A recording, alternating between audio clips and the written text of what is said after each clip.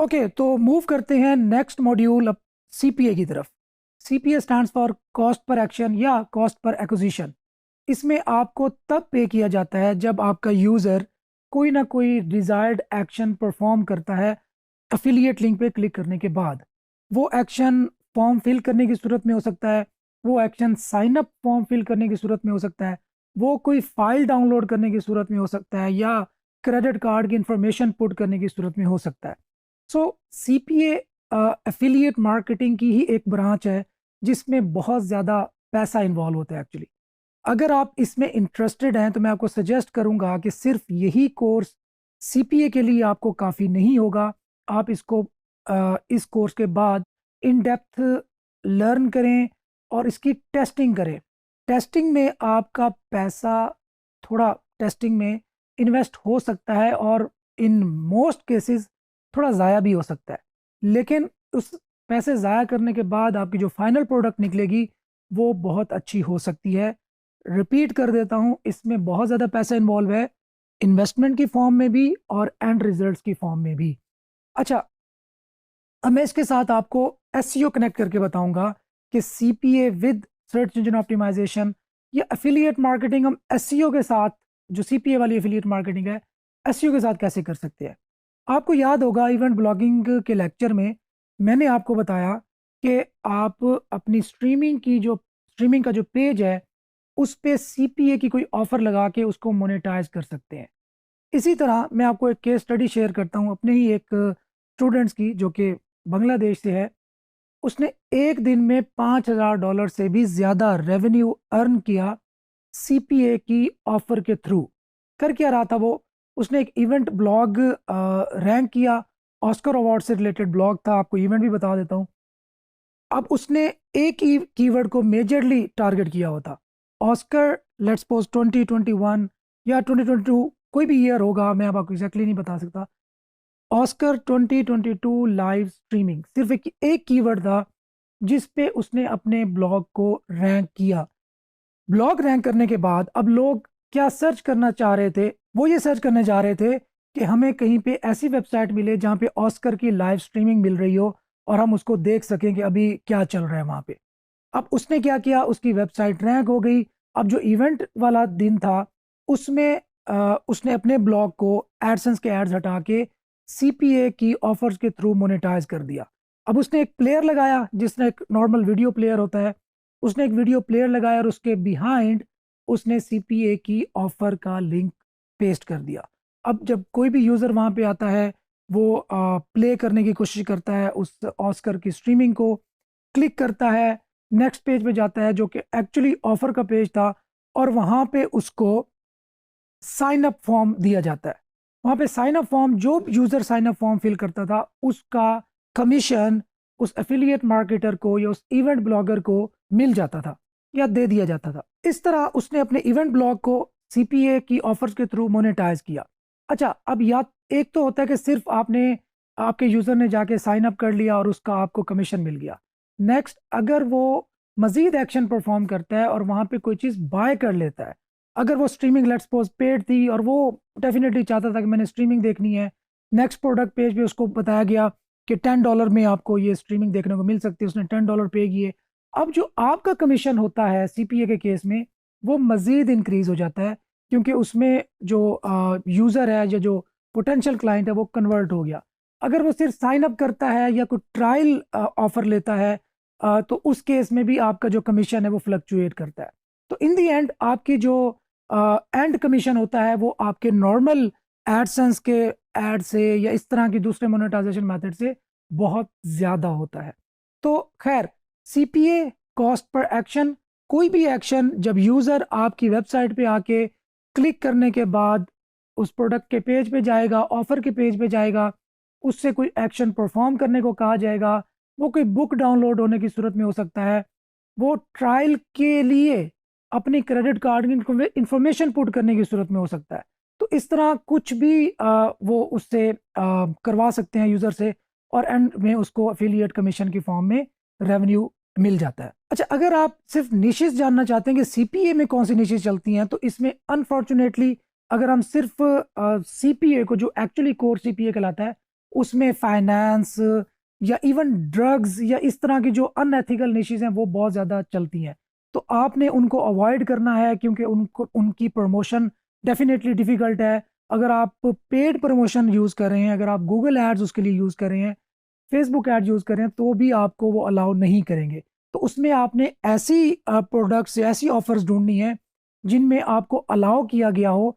अच्छा, इसके अंदर एक और कॉन्स्टेंट भी होती है, इसमें आपको जो ट्रैफिक का सोर्स अलाउ होता है वो भी लिमिटेड और फिक्स्ड नंबर ऑफ जो ट्रैफिक सोर्सेज हैं वही अलाउ होते हैं। लेट्स सपोज कोई ऑफर ऐसी भी हो सकती है जिसमें गूगल एड्स के थ्रू या डिस्प्ले बैनर्स के थ्रू ट्रैफिक लेना आपको अलाउ हो। कुछ ऐसी ऑफर्स हो सकती हैं जिसमें एसईओ के ज़रिए ली गई ट्रैफिक को डिस्करेज किया गया हो या उसको काउंट ही ना किया गया हो। तो इस तरह आपने सबसे पहले ये जो मैक्स बाउंटी जो एड नेटवर्क्स हैं, सीपीए नेटवर्क्स हैं, MaxBounty, ClickBank, share leads, इस तरह की बहुत सारी डिफरेंट नेटवर्क्स हैं। आपने वहाँ पे जाके पहले ऑफ़र के बारे में अंडरस्टैंड करना है कि क्या वो ऑफ़र आपको अलाउ करती है कि जिस तरीके से ट्रैफिक लेकर आप मोनेटाइज करने जा रहे हैं अपने कंटेंट को, क्या वो ऑफ़र आपको अलाउ करती है उस तरह से ट्रैफिक लेना। तो ये पहली शर्त है जिसमें आपने खास ख्याल रखना है। डेफिनेटली हम नेक्स्ट सेशन में इसको इन डेप्थ भी देखेंगे कि हमने किस तरह चेक करना है कि कौन सी ऑफ़र को प्रमोट करने में हमें कितने पैसे मिलेंगे और कौन सा ट्रैफिक का सोर्स वहाँ पे अलाउड होगा। इसमें एक और ख़ास बात जो कि एक प्लस पॉइंट है, वो ये है कि सीपीए नेटवर्क्स जितने भी हैं वो आपको डेडिकेटेड मैनेजर देते हैं। जो मैनेजर आपको हेल्प करता है आपके कंटेंट के लिहाज से, आपके बजट के अकॉर्डिंगली, और कि आपको कौन सी ऑफ़र प्रमोट करनी चाहिए, उसके डूज डोंट्स और उसके प्रोज कॉन्स भी वो आपके साथ शेयर करता है। मतलब आपके पास डायरेक्ट एक्सेस में एक बंदा होता है जिससे आप अपने इश्यूज प्रॉब्लम्स शेयर कर सकते हैं, इवन आप निगोशिएट भी कर सकते हैं। कुछ जो सीपीए नेटवर्क्स हैं वो आपको ये भी अलाउ करते हैं कि अगर वो आपको लेट्स सपोज एक ऑफ़र प्रमोट करने का $10 दे रहे हैं, तो आप उनके साथ निगोशिएट करके अगर आप उनके प्रीमियम पब्लिशर बन जाते हैं, आप बहुत ज़्यादा प्रमोशन करते हैं, उनको बहुत ज़्यादा बिजनेस ला के देते हैं, तो हो सकता है जिस ऑफ़र के वो आपको $10 कमिट कर रहे हों, उसके आपको $15 देने को भी तैयार हो जाएँ। तो इसकी प्लस पॉइंट भी एक्चुअली ये है। सीपी ऑफ़र्स को डेफ़िनेटली आप अपनी वेबसाइट के थ्रू प्रमोट कर सकते हैं। जैसे मैंने अभी आपको केस स्टडी बताई कि उसने एक वेबसाइट बनाई, उसको रैंक किया और अपने ही पेज को उसने मोनेटाइज़ किया सीपीए ऑफ़र के थ्रू। इस तरह आप फेसबुक एड्स के थ्रू कर सकते हैं, गूगल एड्स के थ्रू कर सकते हैं, डिफरेंट प्लेटफ़ॉर्म्स के थ्रू आप प्रमोट कर सकते हैं। लेकिन एक बात याद रखें कि आप डायरेक्ट लिंक नहीं दे सकते, आपको एक लैंडिंग पेज की ज़रूरत होती है, जो कि एक अगेन एक ट्रिकी पार्ट है। लैंडिंग पेज एक बहुत मेजर रोल प्ले करता है आपकी कन्वर्जन्स को बूस्ट करने में। वरना ये हो सकता है कि अगर आप गूगल एड्स के साथ सीपीए कर रहे हैं तो आपका बजट लॉस्ट भी हो सकता है, ज़ाया भी हो सकता है। अगर आपका जो लैंडिंग पेज है वो अप टू मार्क नहीं था, वो कन्वर्जन ओरिएंटेड नहीं था, तो इस केस में आपकी जो ट्रैफिक है, आप डेफिनेटली गूगल एड्स यूज़ कर रहे हैं, वहाँ से जो यूज़र क्लिक करके हमारी वेबसाइट पे लैंड कर रहा है, हमारे लैंडिंग पेज पे लैंड कर रहा है, उसका हमें चार्ज कर लिया गया है। मतलब उसका जो कॉस्ट है वो हमें पड़ गई है। अब वो वहाँ पे आ गया, अब हम उसको कन्वर्ट नहीं कर पाए, तो अब गूगल का तो उससे कोई लेना देना नहीं, तो हमारी कॉस्ट जो है वो ज़्यादा बढ़ती जाएगी और हमारा जो एंड रिज़ल्ट का जो कमीशन है वो कम होता जाएगा, तो इससे ज़्यादा नुकसान हो सकता है। अच्छा, सीपीए में हम कुछ मिस्टेक्स भी करते हैं जिसको मैं आपको बता देता हूँ। जिसमें से एक मैंने बताया कि लैंडिंग पेज की क्वालिटी मैटर करती है। इवन एड स्कोर, आपको याद होगा गूगल एड्स में हमने एड स्कोर के बारे में पढ़ा था। अगर हमारे एड का एड स्कोर अच्छा नहीं है तो डेफिनेटली हमारी कॉस्ट बढ़ जाएगी और समटाइम्स हमें स्पेंडिंग के बावजूद हो सकता है कि आगे लीड जनरेट ना हो, कन्वर्जन्स ना मिले और हमारा जो बजट है वो वेस्ट हो जाए। या अगर हमारे लैंडिंग पेज की क्वालिटी अच्छी नहीं है तो हो सकता है कि हमारा ऐड रन ही ना हो, गूगल उसको स्कैन करे और उसको अप टू मार्क लगे नहीं और उसको स्कैन ना करे। अच्छा, इसमें जिस ऑफर को आप प्रमोट करने जा रहे हैं उस ऑफर पे बहुत सारी चीज़ें डिपेंड कर रही होती हैं। मतलब आपकी सक्सेस या फेलियर उस पे भी, इस चॉइस पे भी डिपेंड कर रही होती है कि आपने कौन सी प्रोडक्ट चुनी और किसको प्रमोट करने जा रहे हैं। इसके साथ साथ एक ही टाइम पे मल्टीपल ऑफर्स को प्रमोट करने की कोशिश करना, डेफिनेटली हम जो फोकस है वो लूज कर बैठेंगे, हमारी जो इन्वेस्टमेंट है वो इंक्रीज हो जाएगी। तो अगर आप स्टार्ट ले रहे हैं तो आप टेस्ट करें, इसमें आपकी मनी की ब्लीडिंग होगी, आपको पैसा हो सकता है कुछ ज़ाया भी हो, लेकिन लर्निंग के दौरान स्पेशली सीपीए में ये एक नॉर्मल थिंग है कि आपकी थोड़ी इन्वेस्टमेंट होगी और आपकी जो थोड़ा बहुत पैसा है वो ज़ाया भी हो सकता है।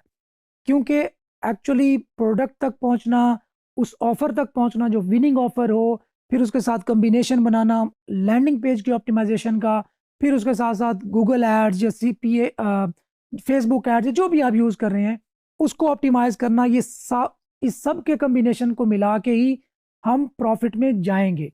तो अगर हम किसी एक चीज़ में भी लैग करेंगे तो हमारा बजट ज़ाया होने का खतरा बढ़ जाता है। अच्छा, इसके साथ साथ आप इसको कम पैसों में भी, मतलब $100-200 के दरमियान के बजट में रहते हुए भी इसको ट्राई कर सकते हैं। तो इसका एक ये, आप इसको प्रोज भी कह सकते हैं, यही एक कॉन्स भी हो सकता है कि आपको इन्वेस्टमेंट करना ज़रूरी हो जाता है। अच्छा, दूसरा फ़ायदा ये है कि इसमें बहुत ज़्यादा पैसा इन्वॉल्व है। अगर आपको एक्सपीरियंस हो गया, अगर आपने प्रैक्टिस करते रहे, तो एक टाइम पे आप एक दिन में अच्छा खासा रेवेन्यू जनरेट करने के काबिल हो जाएंगे। लेकिन अगेन मैं वार्न कर दूं आपको, इसमें आपका पैसा ज़ाया हो सकता है in start, during experiments, during practical. अच्छा, इसके नुकसानात अगर हम डिस्कस करें तो सबसे पहले तो इसका अप्रूवल भी थोड़ा टफ होता है, मतलब हर किसी को अकाउंट नहीं मिलता। मैक्स बाउंटी की अगर हम बात करें तो वो पहले आपसे इंटरव्यू लेते हैं और ये जज करते हैं कि या क्या इस बंदे के पास इन्वेस्टमेंट है चीज़ों को प्रमोट करने की, क्या इसका इतना टेक्निकल नॉलेज है कि वो चीज़ों को अंडरस्टैंड कर सके, तो ही वो आपको अकाउंट देते हैं। दूसरा, इसके अंदर बहुत सारी आपकी जो सेल्स हैं वो रिजेक्ट भी हो सकती हैं, जिसको कन्वर्जन शेविंग कहा जाता है। तो कन्वर्जन शेविंग ये है कि आपने सक्सेसफुली कोई ऑफर मार्केट कर दी, उससे सेल्स भी जनरेट कर दी, लेकिन इन दी एंड आपको पता चला नहीं जी वो तो हमारी काउंट ही नहीं हुई। इसके अलावा इसका नुकसान ये है कि इसमें हो सकता है कि आपकी कन्वर्जन आए ही ना, इवन आफ्टर स्पेंडिंग $100s, क्योंकि ये इसमें मैंने पहले आपको बता चुका हूँ एक रूल, कि जिस फील्ड के अंदर, जिस चीज़ के अंदर जितना ज़्यादा पैसा इन्वॉल्व होता है उसमें कंपटीशन भी वैसे ही बढ़ जाता है, और उसमें डेफिनेटली कंपटीशन भी उसी हिसाब से इंक्रीज होते होते आपकी जो इन्वेस्टमेंट है वो भी उसी हिसाब से बढ़ती है। तो आपने इन प्रोज एंड कॉन्स को माइंड में रखना है सीपीए ऑफर में, सीपीए ऑफर को प्रमोट या सीपीए में एंटर होने से पहले।